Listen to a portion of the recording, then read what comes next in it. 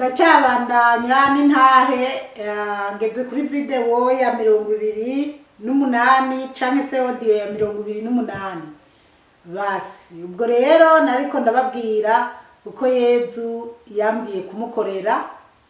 Noneho rero muri nyagihe narifise rendez-vous kwa muganga ijanye na kwa kuguru abadogita igihe nakorerwa operation bwa mbere bagakata ryagufa bari baravuze ko bazohora bankorera operation mwivi kuko muri nyagihe narifise rendez-vous yuko bazonkora bakakura mwakuma kafatanije ivi nirindi hagati mwitago ko haruguru y'ivi, hanyuma bakuye mwako kuma nyuma bagaca bakuramo ivi basanze igufa ryarateranye neza bagaca bakuramo ivi hanyuma bagashiramo irindi ivi. Bakaba bari baravuze ko buri myaka 10 bazohora bakuramo nyavi bashiramo irindi kuko bavuga ati wowe uracyari muto kuko ndumva bankoreye operation office imyaka 40. Bavuga ati wowe rero uracyari muto buri myaka 10 tuzoza duhora tugukuramo ivi dushubizamo irindi. Noneho nari naragize noneho nibibazo nirindi viri bajarafashwe amavi yose rero babona ko ari mu bibyimba. Basi rero kuko ako kuma koko ndumva nyene byari kuri gahunda ko bagomba kugakuramo kuko naje kwimuka hari iyo gahunda. Rero narageze no nganyene nari namaze kuzuza ibikaratasi kwa muganga bari bararondeye abazorera abana nyuma maze kumera nk'uwo koroherwa kwa muganga baramaze gupanga ibitanda wheelchair canke se chaise roulante mu Gifaransa ko numva mu Burundi babivuga ka kagare ibimuga bigenderamo. Ibyo byose bari bamaze kubipanga. Basi rero nari namaze no kubisingira. Haleluya, amen. Ariko Yesu ahindura ibintu. Hanyuma bandungikira rendez-vous yo kugenda kubonana n'umudogita cyane se n'abadogita. Ndagenda ngenda rero nacerewe kuko ahantu nimukiye ni kure yaho nahoramba. Aho nahoramba hari hafi yaho bankoreye operation ku bitaro bari bankoreye ko operation. Rero ho nashobora ngiye mbere n'imodoka nagenda iminota 20. Ariko aho nimukiye ngiye n'imodoka bisaba isaha hafi saha ye. Basi rero icyo gihe rero ariko keshi byanyorohera hari n'igihe nagenda nkatega itereni. Ubwo rero icyo gihe naragiye ngiye cyakora nateze icyo bita itereni. Hanyuma kuko sinari bwamenyere kuba no hagenda n'imodoka mvuye iyo nimukiye ndashika kwa muganga. Rero shika nacerewe nagomba gushikayo mu masaa 3:30 shikayo mu masaa 4:30 sanga nacerewe. Baca barambira ati rero wacerewe icyakora genda bagufata ibipimo mu byuma muri bijya byuma bikomeye x-ray. Genda bagufata ibipimo noneho turaguhindira rendez-vous uzocugaruka. Naragiye barancisha mu byuma hanyuma ndataha baca bampa rendez-vous inyuma y'indwi nka 3 canke 2 gutyo. Rero nyuma nagiye gutora ibisubizo mugabo nkumva narakize kuko kuva cya kiganiro twagiranye na Yezu yemwe kubera aho Yezu yampaye inzu mu kigo ni hanini ndarima nari naragenda gura nibivu kubadandaza ibivu byo kurimamwo narandagenda nagura inkorofani jewe nyene narabishombye ndashobora kwitengenereza ibyo bavuga ngo na magadeni nditengenereza magadeni yanje ku buryo menya ati iyi garden imbere nzoyirima mu kw'icenda inda yitere mu kw'icumi inda basi ibyo bivunda namaze igihe je ndavyisyombera mugabo nkumva inguvu zarabaye nyinshi rero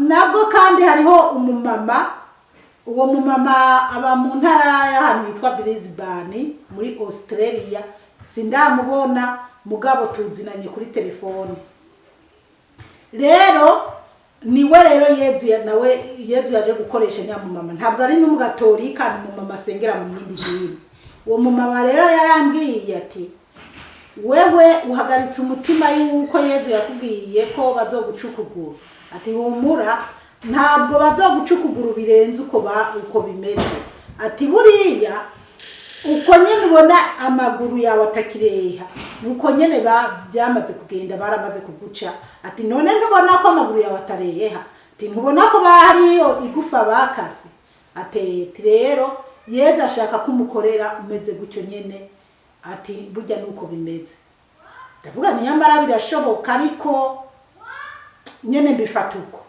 rero harageze igihe ngenda gutora igisubizo ngenda ku bitaro ngiye kuraba ibyo bapimye no kugira bambwira umunsi koko operation igomba kuba naramaze kwitegura naragiye ku bitaro rero ngiye ku bitaro barambaza ngo wumva umeze gute ndababwira ati si bibi kandi si byiza mu by'ukuri narumva ko meze neza gusumba uko nahora baca barahindukiza computer bahindukije computer cyangwa se bahindukije imashini nkuko numva mu Burundi bavuga ngo imashini baca baranyereka ngo wabonye ati burya rero ama operation yose twagushiriyeho twarayakuyeho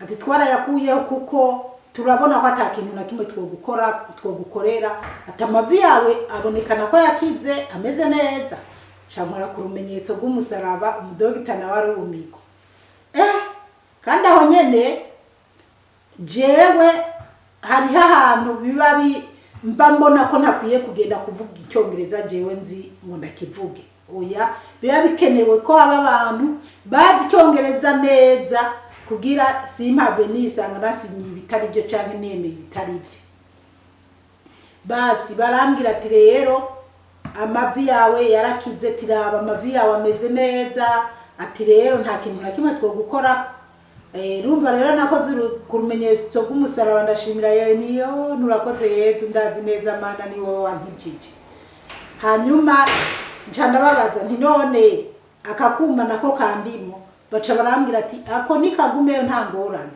ati nta ngorane ati tuzoza turagerereza rimwe na rimwe tugutumako turaba nyimba koko amavi yabandanije kumera neza nyimba koko atakindi kibazo cyoba cyararenze kuri bitubona ati ariko ubundi umeze neza cyane bana b'Imana mwibuke ko nigeze kubashingira intayi y'ukuntu nagwaye kanseri n'ingene ibya kanseri byarangiye ndashima Yezu rero ko yangiriye neza ibintu bikagenda neza arankiza nayo mavi bana b'Imana jewe ayo mavi yaranja nkakurisha pure nkayirambika hano ku mavi nkasenga nkatakambira Bikira Mariya nkamubwira mubyeyi wabonye amagorwa mw'isi mubyeyi uzi ububabare bwo mw'isi bw'umubiri wofashije ukanshikira kwa Yezu akangirira neza akankiza aya mavi kandi nkisabira no kwa Yezu ibintu nk'ibyo ariko abapinga Bikira Mariya nta ngorane n'ibyanyu gusa umwana wese atagira nyina ni ngorane iyo ufise mama niyo papa yoba yateguye kugukubita mama arashobora gucuresha ishavu rya papa rikarangira rero ndishimira kuba nzi neza ko umubyeyi Bikira Mariya nkunda mbese ni iby'agaciro kumva ko na Yezu yabwiye nyina wiwe ati nguwo umwana wawe uko rero yabwiye Bikira Mariya ati nguwo Yohana umwana wawe nanje ndi mu kibanza cya Yohana basi noneho rero tumaze kuvugana na dogita byararangiye nyuma ndataha ntangura kuvugana rero na interpreter interpreta nawe n'umuntu narinzi tumenyana cyane, we rero biramurenga aranka kubyemera, arambwira ati Eve burya nubona ko bagomba kugukorera ikibi. Ndamubwira ati ntibashobora kunkorera ikibi, ngo bagira ngo nukuri bagomba kugukorera, ngo ni gute wombwira ibipimo by'ubushize n'amaprograma y'amaprograma yose bari baragupangiye ko umwanya bayakuye. Ati urabe neza barashaka kugugirira nabi kubera y'amahera. Ndamubwira nti nukuri jewe ndazi neza ko batagomba kungirira nabi. Ati gituma jewe kwa gatanu wa mbere w'ukwezi mu kwezi ukunuko nariboneye Yezu ngeza aranganiriza kwa nkunda, kandi kuva uwo munsi muri jewe niyumva mu imbaraga zidasanzwe ntahorana kuva nkorewe operation mu kuguru. Ati rero ndazi neza ko Yezu ari we yankijije, ngo ariko ngurizera ngo hose niyo kubera nyamwe interpreta aramenya byinshi kuri jewe, kubera nyene hari ahantu nyene biba bikeneye aba interpreta. Ndamubwira ni ijya Mana yanje yatumye yamahera bana b'Imana abo nabwiye ya ntahe yanje y'ibijanye na yamahera 700 byarangiye neza, ajya amahera 700 Yezu yanyeretse aribyo byinjiye mu mufuko wanje. Bajya abandi nabo batwaye ijana na basi ibintu nk'ibyo, kandi ihanura indwi ni ikintu kidasanzwe imbere y'Imana. Niyo mpamvu nanje nishimiye neza ibyo ingene ibintu byagenze. Rero basi ibintu nk'ibyo rero ntabwo rero abo badogita bashatse kunkorera ikibi, ahubwo Yezu koko yaranyivuriye. Yezu abari wangirira neza. Ndakwifuriza kumenyana neza na Yezu kugira azoza gukorera ibitangaza. Nta kintu na kimwe urabye mu buzima bwawe ntiwo buri kintu na kimwe ubona ukavuga uti ego kabisa uyu ni Yezu canke iyi ni Imana yankoreye ibintu. Basi nkira rero nabwo nyene nkira ayo ma operation uko. Rero igihe Yezu yambwira ko ashaka ko bankorera ko ndamukorera banciye ukuguru, ibyo nibyo byagarutse mu mutwe wanje. Navuga nta ko biri kose kwere Yezu burya nzohava nja kwa muganga sanga ibintu ntibimeze neza, kuko bancu ukuguru kumbure nzokorere Yezu nyene nkuko nyene Yezu abishaka. Ariko mu byukuri Yezu ni mwiza cyane, ahubwo yari karankomeza anyereke ko nzomukorera meze ukunyene kandi bigashoboka. Haleluya, amen. Kandi nibyo bana b'Imana, none nimubona ko ndamukorera bigashoboka, ndamukorera bigashoboka. Jewe abantu mba mbona ubuzi, abantu bakambwira ati nyamara aka kazi kweri urakirengagije ntiwogakora. Ariko natekereza nkavuga ninaja gukora aka kazi nzoba niteranije n'Imana, nzosanga umwanya ndiko ndawuha akazi, cyambura umwanya wo gusenga, cyambura umwanya wo gutegura ama video n'ama audio canke se ama audio, kuko je abantu benshi bankundikirana mu ma audio. Ati nzoba mpemukiye Imana, kandi je nanje nzoba nihemukiye nkunzi by'isi, nkazoja mu ngorane z'umuriro udahera hejuru wo gukunda iby'isi, kandi Imana atakutagira ngo ingaburire ingirire neza. Rero nemeye guheba ibyo bintu by'akazi. Basi bana b'Imana rero nukuraba mu byo dukora yuko tutobaba dukora ibintu bidutandukanya n'Imana. Rero naritaye koko mbaho nkora ibikorwa byanje. Icyo gihe sinari bwatangure gukora ama video nkuko ndayakora, ariko nyene nkagerageza kumva ko nokora udukorwa dushimisha Imana. Nyimba ari umuntu ababaye canke mbonye umuntu afise ibibazo, nkagerageza kuba gerageza gukora ikintu mugabo, ariko nyuma narababwiye ko hariho ibintu nkoze Imana idashaka bitagenda neza.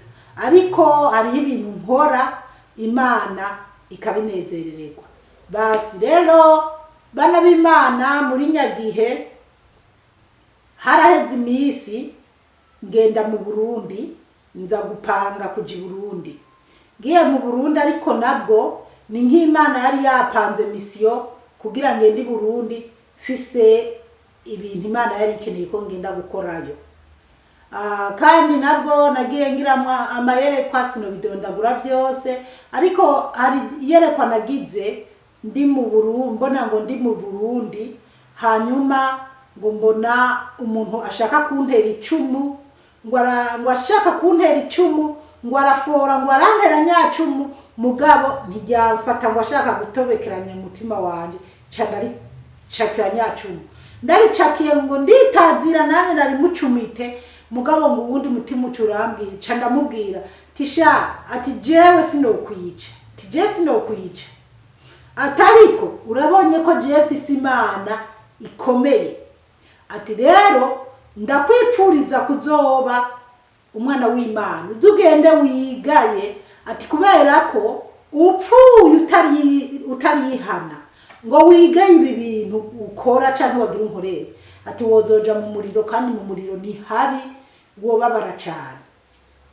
Basi ncamona ndigiriye, nagiye nerekwa n'ibindi bintu nk'ivyo. Rero kandi koko muri nyagihe naje kuja mu Burundi, ngiye mu Burundi ndashika Bujumbura, shitsi Bujumbura, ndari Bujumbura, turara ku hoteli na bene wacu bavuye Ingozi baje kuntegera, hari n'ababi Bujumbura, basi hari n'uwarari Bujumbura. Basi noneho kuwa uwundi munsi wakurikiye, kwanza nari nashitse ari kuwa gatanu ari kuwa kane, kuwa gatanu nashitseyo, kuwa gatanu candaduga i Bujumbura, tuvi Bujumbura ari ku mugoroba w'ijoro, turagenda butwirirako, turagenda, urumva nta ngorane, uri mu modoka wumva ari amahoro.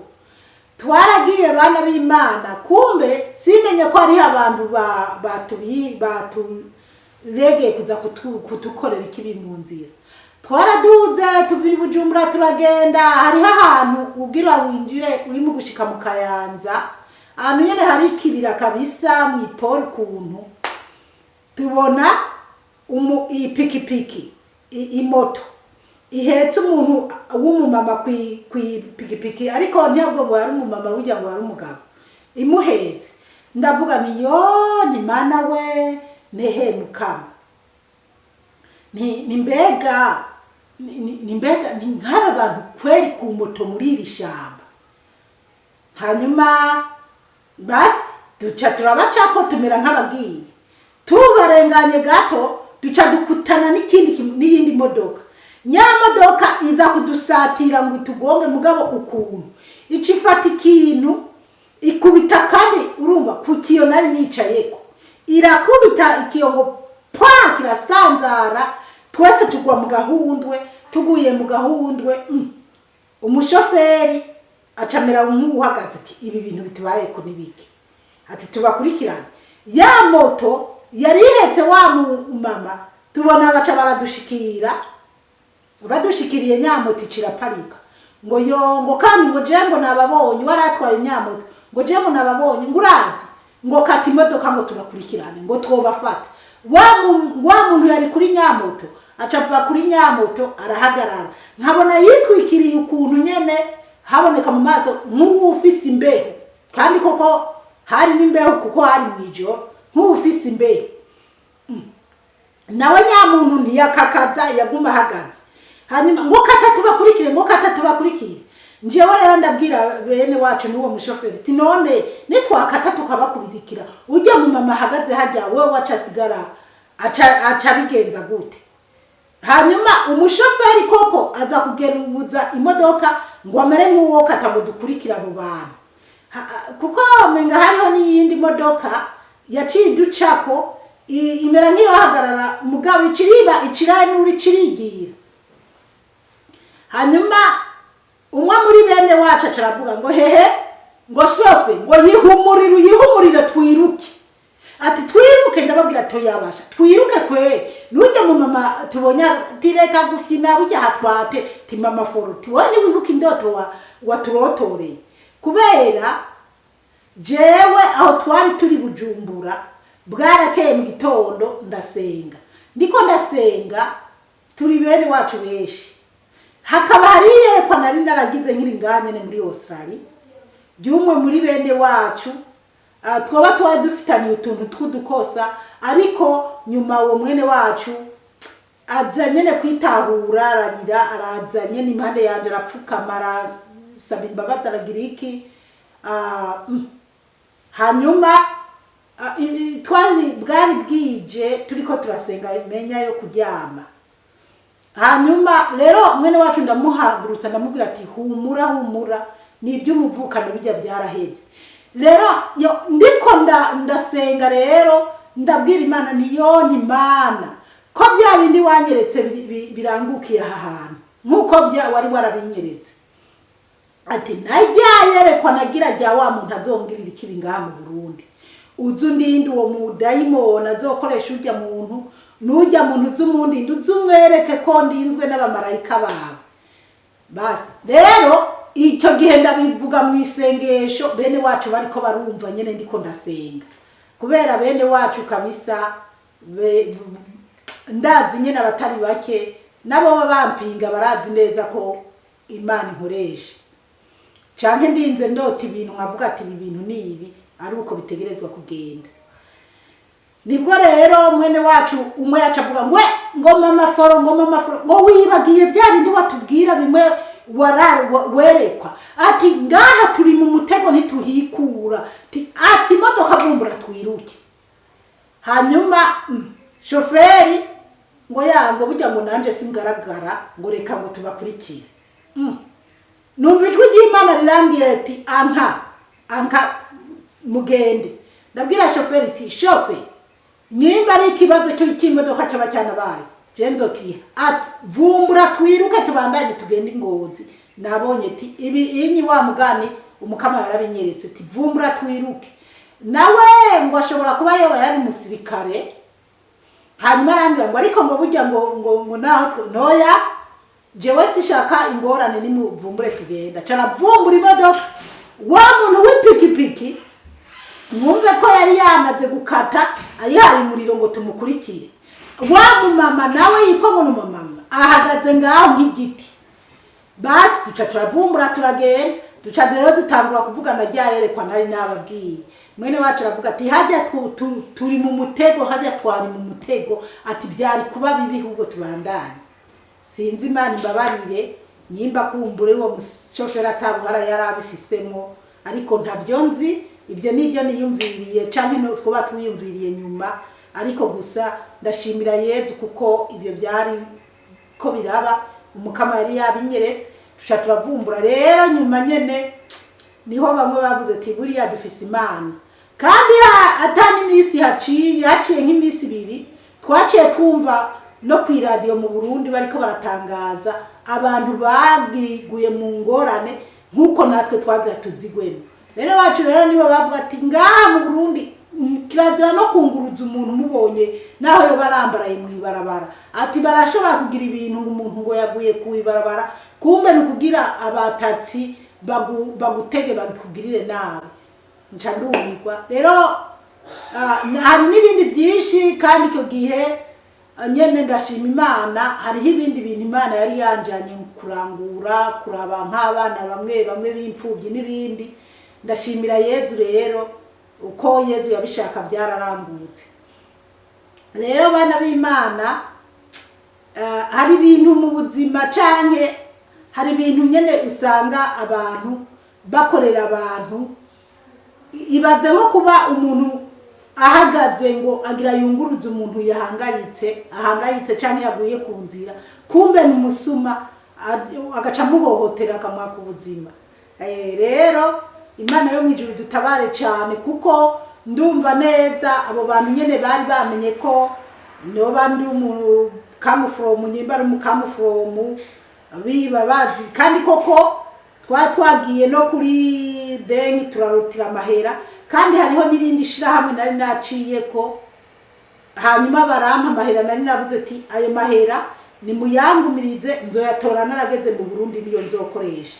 Rero nari mfise wa mugani n'amadolari y'amanyamerika, uko biri kose rero twari dufise umuntu azi neza ibyacu yoba yari yadutanze cyangwa yari kuri iyo misiyo. Ariko ndashimira Imana, mu ijuru hari Imana yacu. Iyo wiyeguriye Yezu cyangwa iyo uri kuri Yezu, abamarayika nibo bagenda barasanza imicafu n'abadayimoni biri mu nzira, wowe ukabandanya ukagenda wenye. Aleluya, amen.